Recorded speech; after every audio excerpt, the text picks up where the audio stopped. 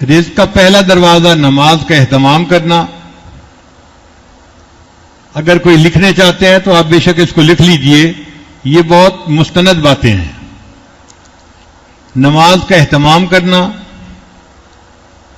دوسرا ہے استغفار کی کثرت کرنا. تیسرا ہے اللہ کے راستے میں خرچ کرنا.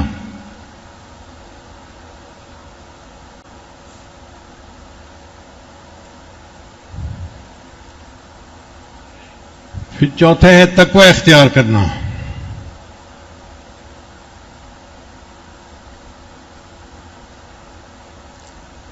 پھر آگے ہے عبادت کی کثرت کرنا. پھر ہے کثرت سے حج اور عمرہ کرنا.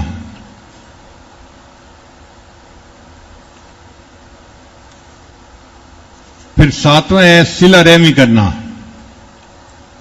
صلہ رحمی کرنا ہے اپنے رشتہ داروں کے ساتھ حسن سلوک کرنا. بھائی کے ساتھ، بہن کے ساتھ، چچا، ماموں، پھوپھو، یہ جو قریبی رشتہ دار ہوتے ہیں نا، ان کے ساتھ اچھا سلوک کرنا، اس سے بھی بندے کا رزق بڑھتا ہے. تو صلہ رحمی کرنا بھی رزق کا ایک دروازہ ہے.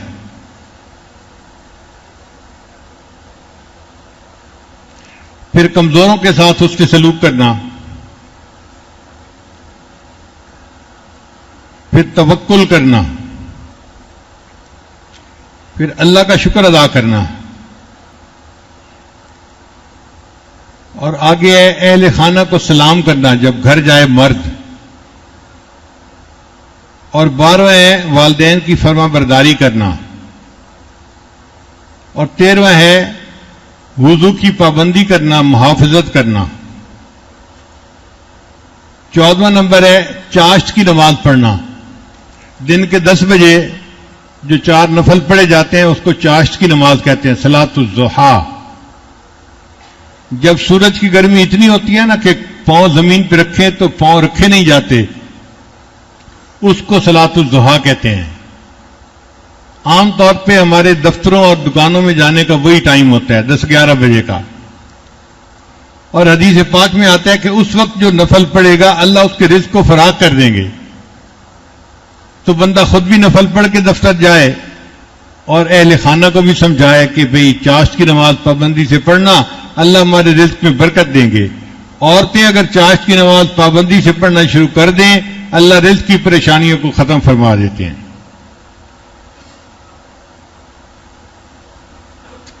حدیث پاک ہے چاشت کی نماز پڑھو، یہ رزق کو کھینچتی ہے اور تنگ دستی کو بھگاتی ہے.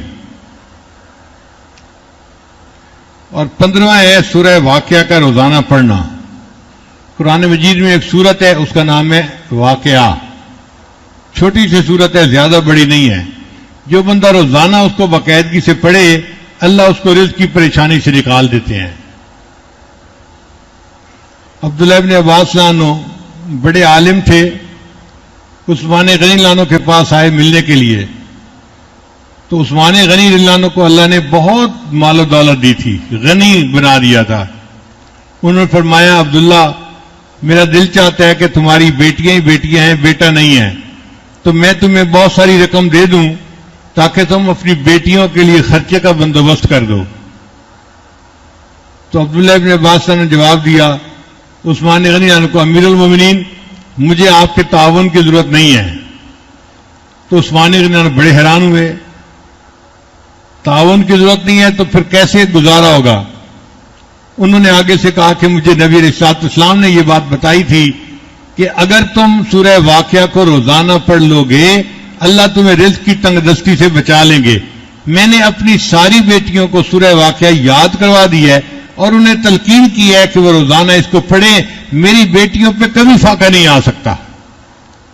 اتنا یقین تھا ان کو. اور 16واں نمبر ہے اللہ سے دعا کرنا. چنانچہ جو بندہ اللہ سے دعا کرتا ہے اللہ اس کے لیے رزق کے دروازے کھول دیتا ہے. اور آج کی رات دعا کی رات ہے.